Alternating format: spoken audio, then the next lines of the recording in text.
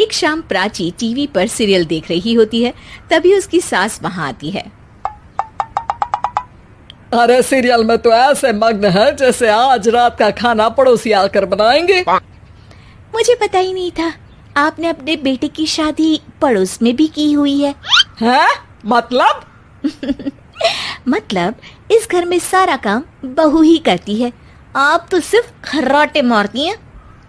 अच्छा जी, फिलहाल तो तुम आराम फरमा रही हो, चलो जाओ, ये मेरे टीवी देखने का समय है।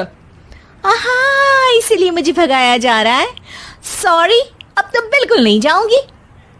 प्राची की इस बात पर दोनों सास बहू के बीच टीवी रिमोट के पीछे बच्चों जैसे छीना झपटी शुरू हो जाती है, जिसके बीच श्लोक भी काम से घर वापस आ जाता है। आज मेरी चूहे बिल्ली की जोड़ी किस बात पर झगड़ रही है?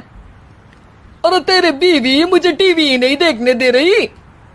अरे तुम्हारी मम्मी मुझे खाना बनाने के लिए फोर्स कर रही है। अरे वाह, ऐसे बेतुके रीजन पर तो बच्चे भी झगड़ा नहीं करते। अरे मुझे कुछ मत बोल, सब इसने ही शुरू किया है।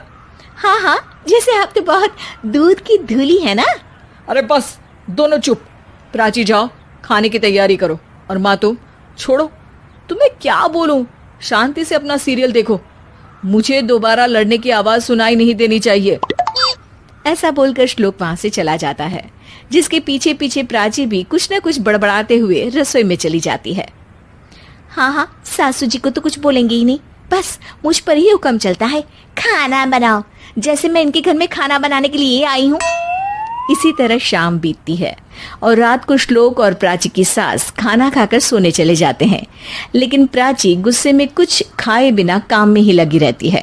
इस घर में किसी को घंटा फिक्र नहीं पड़ता, मैं खाऊं या भूखी रहूं। प्राची कुछ देर के लिए रसोई से बाहर जाती है और जैसे ही वापस आती है तो वहां दूध का भरा ग्लास देखकर हैरान रह जाती है।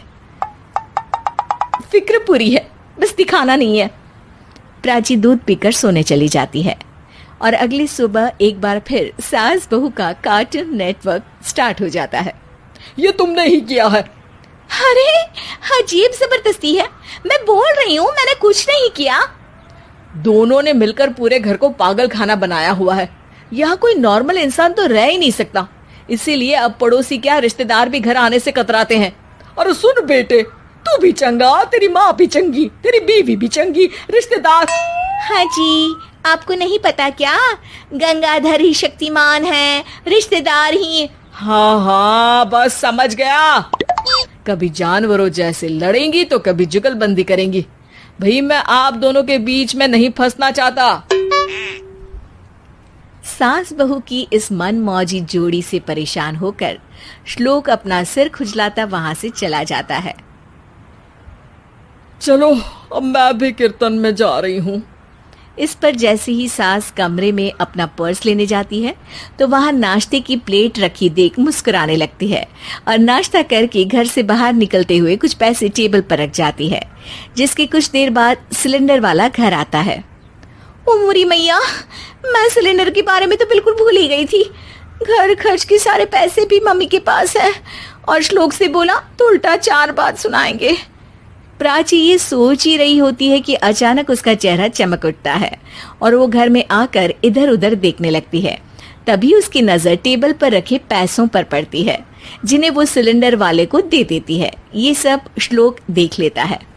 अच्छा बेटे, इतना बड़ा घोटाला, सबके सामने मैं तेरी दुश्मन और पीठ पीछे तेरी मेरी यारी।